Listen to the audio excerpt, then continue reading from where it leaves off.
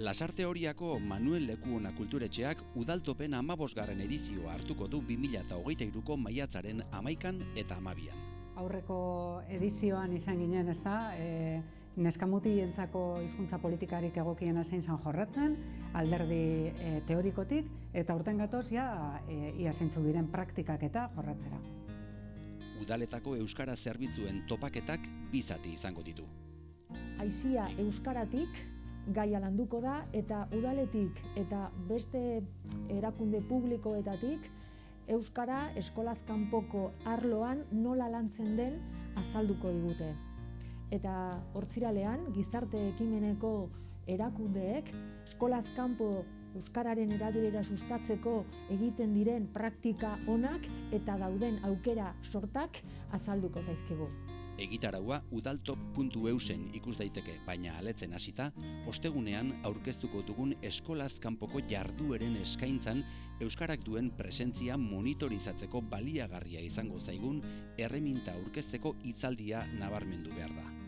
Ariketa interesgarria izanen da, erreferentziazko materiala biltzen edo erreferente direnen iritziak biltzen ari dira. Eta talde lanean parte hartzalean ekarpenak edo hobekuntza proposamenak bilduko ditugu. Ondotik, esperimentazioa eginen da ezaugarri ezberdinak dituzten herrietan. Egitasmo honen helburua da, eskolaz kanpoko jardueretan euskararen erabilera neurtzeko erreminta sortzea. Udalerri guztietako egoera irakurtzeko aukera emango digun tresna simple, erraz eta malgua. Berrikuntzen atalean, talde lana ostiraletik ostegunera pasako da. Lehenengo egunean landuko ditugun gaien osagarri izango da talde lana. Eta koherentzia kronologikoak ohiko eskema aldatzera ekarri gaitu. Ariketa kulturetzean egingo dugu soilik, eta online jarraitzen ari direnentzat galdetegi bat sortuko dugu, talde lanean ari garen bitartean bete beharko dutena.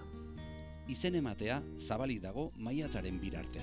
Iaz bezala, 2 aukera izango ditugu.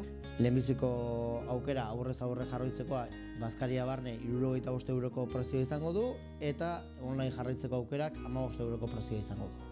Eskola orduz kanpoko jarduerak eragile esparru zabala du eta ohiko publikoaz gain beste esparruetako eragileak erakarri nahi dira.